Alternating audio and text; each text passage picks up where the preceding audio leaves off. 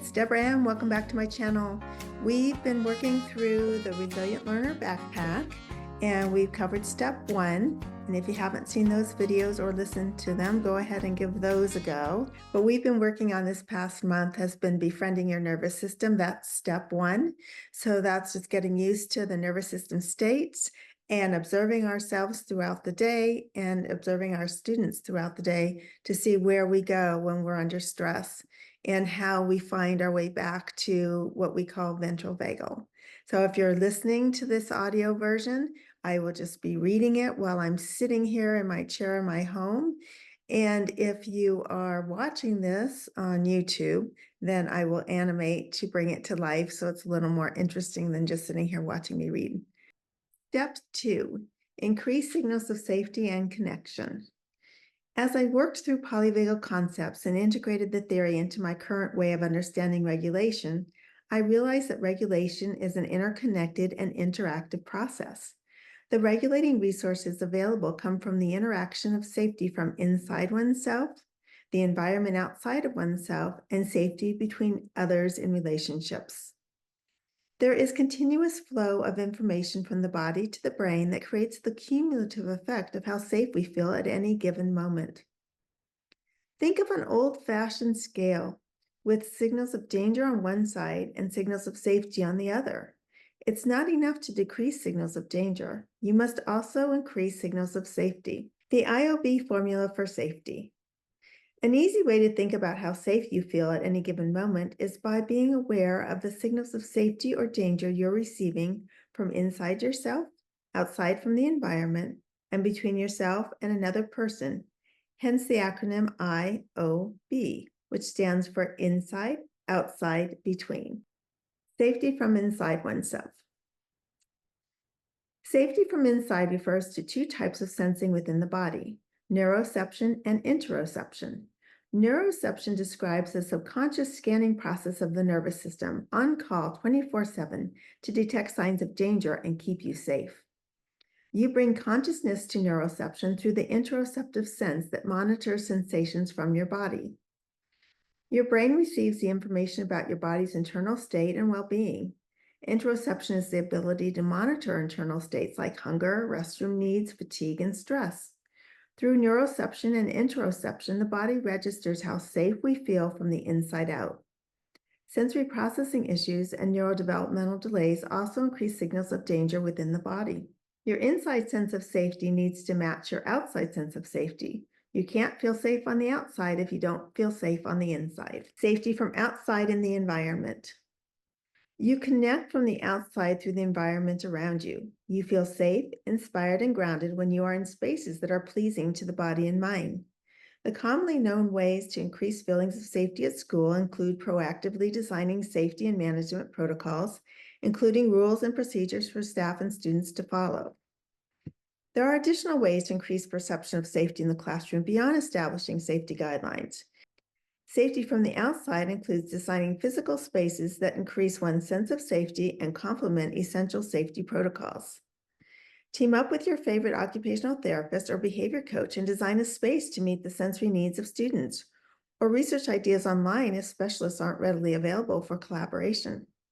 When students need privacy at their desks or want to reduce distractions, have desk privacy shields available and pair them with headphones for those wanting to reduce auditory and visual stimuli. Create a calming space of plants, easy care live creatures, nature sounds, and beautiful nature posters to enhance feelings of safety and well-being for nervous systems needing to connect with nature. This could be a great space for students to hone their mindfulness skills and bring their focus inside themselves, strengthening their interoceptive awareness. For students whose nervous systems need organizing movement, create a corner in the room with an exercise mat and movement routines posted on the wall or on cards placed in a basket. Safety between self and others in relationships. You continuously receive conscious and subconscious information from other people that creates a sense of safety or danger. Messages of safety initially come from the social engagement system. This system is active when you are in a ventral vagal state. The social engagement system is also referred to as the face-heart connection created by the vagus pathway from the heart to the face. When interacting with others, the tone of the voice, softening of the eyes, attentive body language, welcoming gestures, and crinkle around the eyes when smiling are perceived by the nervous system as signs of safety. When feeling safe, you're more inclined to form connections between yourself and others in relationships. Safety in the classroom is enhanced when students know where to go when they need time for themselves or a place to go with a co-regulating partner. Loneliness is an epidemic of today's culture, and increasing opportunities for connection and co-regulation is the solution. However, extroverts and introverts have differing needs for connection. Extroverts need more connection from a lot of people, and introverts appreciate stronger connections with fewer people. Students who bully others increase signals of danger for all students and generally target introverts who appear to have less social status and power in the classroom. Bullying is a consistent threat to safety and connection in schools. Bullying takes on many forms, including physical, verbal, direct, and indirect exposure to negative actions by one or more students. The most promising solutions to bullying, based on empirical studies, are role-playing, goal-oriented project planning, social emotional learning programs, building relationships, increasing leadership roles, creating a positive school culture, and anonymous praise notes. Miss S., a fifth grade teacher, increases signals of safety for her students by putting a sticky note on their desk to reinforce positive behavior, good work habits, kindness, or positive attitudes. As students work, she comes by and puts a note on the desk of unsuspecting students. She makes sure not to give too many out on any particular day, so the notes remain a novelty and exciting to receive. She rotates through her class and includes all students. This is a personal way to increase connection with students by letting them know their efforts are seen and appreciated. You can also implement anonymous befriending notes originating from students and staff. Notes are completed by staff and students to share moments of goodwill and kind deeds. Anonymous notes contribute to a befriending school culture and increase signals of safety. The power of using the 3 C's of safety. Another way to increase signals of safety is to utilize the 3 C's of safety: choice, context, and connection. When designing lesson plans or interacting with learners, pay attention to these 3 elements to increase feelings of safety. The 3 C's are an important aspect of learners developing autonomy and agency. Choice. How is the learner going to do the activity? What might the learner choose to work on first? Will the learner work alone, with a partner, or in a small group? Context. Why is it important for the learner to be involved in the activity? What benefits will come from completing the activity? Within the context of the situation, is the activity appropriate and beneficial for the learner? Connection. What opportunities are built into the activity for the learner to connect with others before, during, or after the activity? Does the learner feel a connection to the activity? Is it meaningful? Are there opportunities for the learner to connect with self, the environment, and others in relationships? Successful students feel safe to take risks, fail, recover, and grow through the learning process. They're focused and ready to learn, moving forward on their learning paths. Teaching all students to observe and identify their nervous system states and knowing how to find regulating resources is an important step in increasing signals of safety on campus and reducing bullying on campus. We also need to unpack the stories that affect how safe a learner feels to take risks in any given situation. We can do this by utilizing the causal layered analysis process. Our stories or narratives can become a cognitive load, especially when they serve to make us feel unworthy of support for learning or like we're unable to learn due to some deficit, either diagnosed or a belief we've come to embrace over time. How do we create our narratives? Why do some people see events like learning as safe and others experience signals of danger?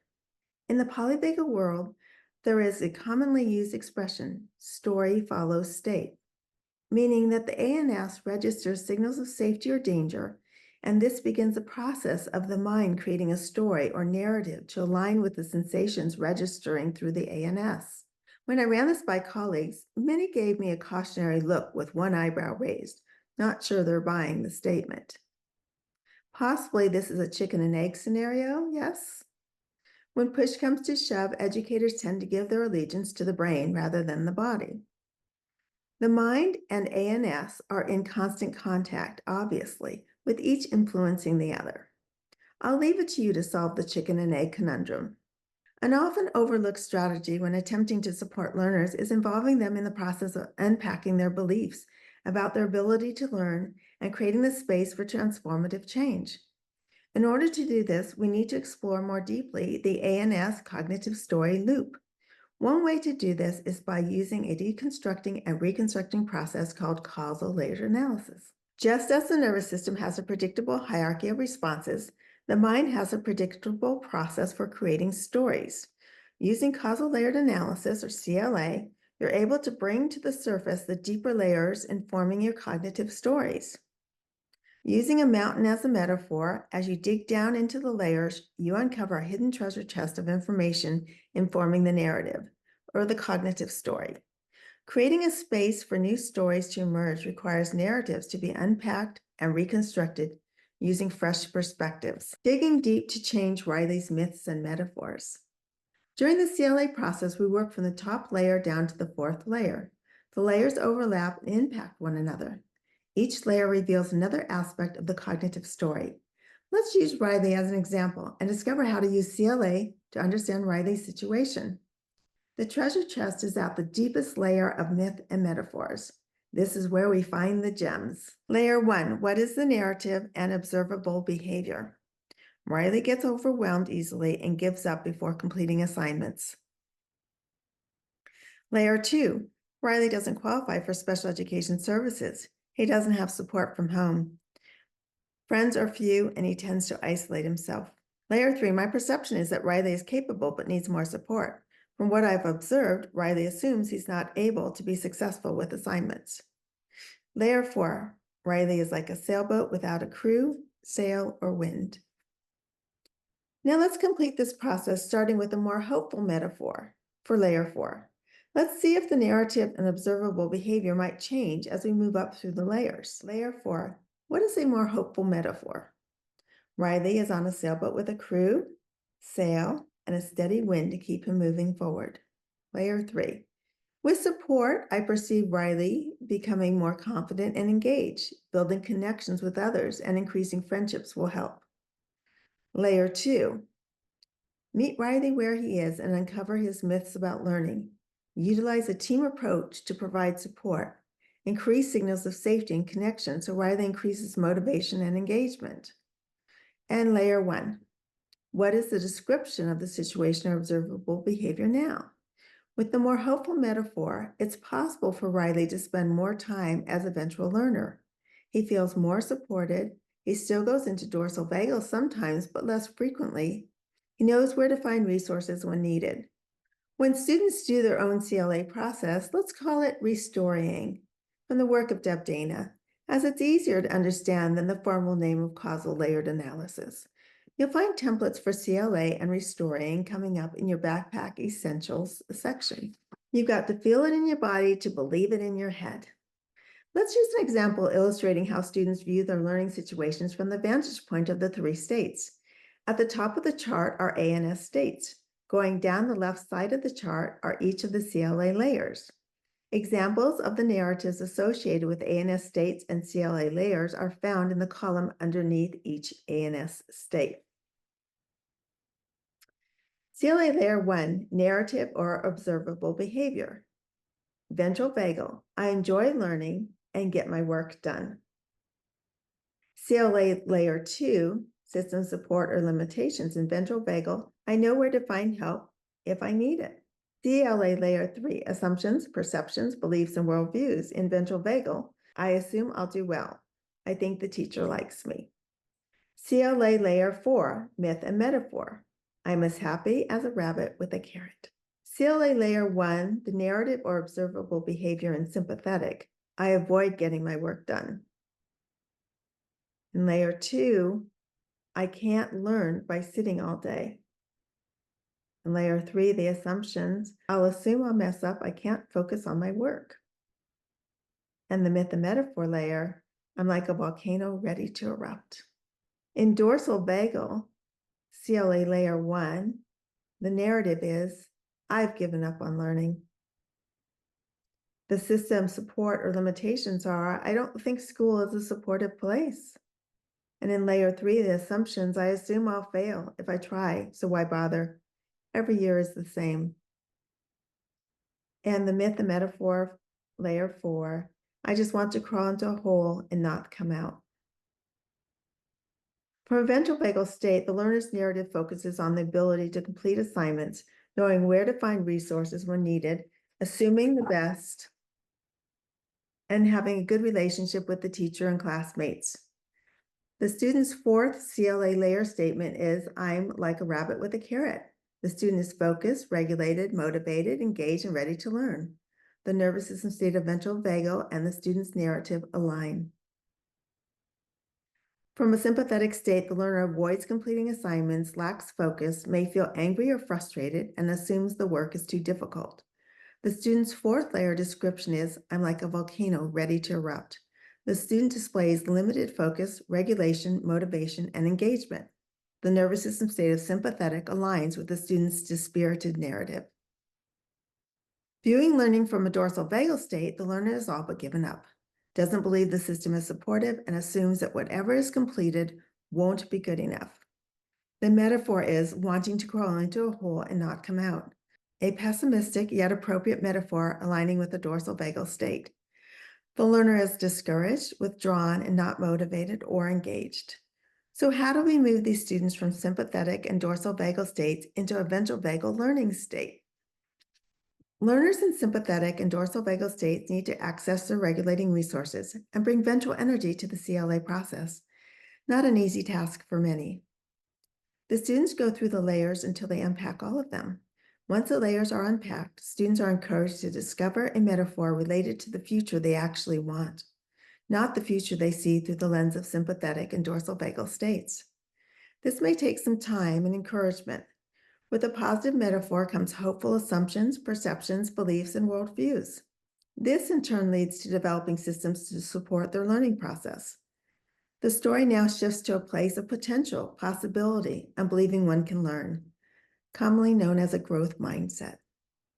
An important question to ask is, what can you do today to create the future you want tomorrow? For students in sympathetic and dorsal vagal states, going through the CLA process becomes a starting point for creating more hopeful scenarios in the future. The term embodied CLA refers to how the deconstructing and reconstructing process aligns with ANS states. For change to happen, it must be felt and accepted as safe in the mind and body. As Marshall Lyles, co-author of Advanced Sand Tray Therapy, wisely shares his one thing quote, the superpower needed for school professionals isn't about maintaining perfect safety for all children all the time. That's not realistic. What's needed is noticing who feels safe and who doesn't, then caring about what's noticed. Step 2 templates offer a variety of tools and activities to help you, your staff, and students understand the important role that feeling safe and connected plays in optimizing learning readiness, academic success, agency, and autonomy. Step 2, befriending benefits. An important aspect of befriending your nervous system is knowing what makes you feel safe. Increasing safety by understanding the concept of interactive regulation leads to staff and students having more ventral energy for teaching and learning. Understanding the ANS cognitive story loop makes it possible to bring conscious awareness to how states and stories influence one another. Using CLA provides an organized method for deconstructing and reconstructing narratives to create transformative spaces for positive change. Safety and connection are the foundations for creating befriending school environments. Befriending school environments are welcoming places that inspire ventral learning, engaged, motivated, and curious students. Step 2, backpack essentials. Increase signals of safety and connection. The one thing. Learning can only happen when a student's body feels safe and regulated. Kelly Mahler, author of Interoception, the Eighth Sensory System. Step 2, objectives. Learn the IOB formula for creating safe learning environments. Use tools to increase signals of safety. Utilize CLA and the restoring process to help integrate the body-mind system and move toward growth. Backpack Essential 1, Staff and Student Safety Planning Tool. Backpack Essential 2, Example of Staff and Student Safety Planning Tool. Backpack Essential 3, Environmental Safety Walk Tool. Backpack Essential 4, Example of Environmental Safety Walk Tool. Backpack Essential 5, Environmental Safety Scale Tool. Backpack Essential 6, Example of Environmental Safety Scale Tool. Backpack Essential 7, 3 C's of Safety Activity. Backpack Essential 8, Example of 3 C's of Safety Activity. Backpack Essential 9, Causal Layered Analysis Tool, Parts 1 and 2. Backpack Essential 10, Restoring Activity, Parts 1 and 2. Backpack Essential 11, Example of Restoring Activity, Parts 1 and 2. Backpack Essential 12, My Preferred Future Activity. Thank you for spending this time with me as I read Step 2 in the Resilient Learner's Backpack. Each Friday, I send out a newsletter covering backpack essentials, and I encourage you to work on those specific backpack essentials for the week. Makes it really easy to implement because we're taking it a week at a time and a couple of backpack essentials at a time. At the end of the month, you can join us for a live Zoom event, and you can ask us any questions you'd like. You can tell us how things are going. Let us know what you tried, what worked, and what was challenging. How you get access is through my newsletter, and you can sign up at schoolmoves.com. If you enjoyed this video, please like it and subscribe, as that really does help get the information out there. Thanks for all you do for children. Until next time.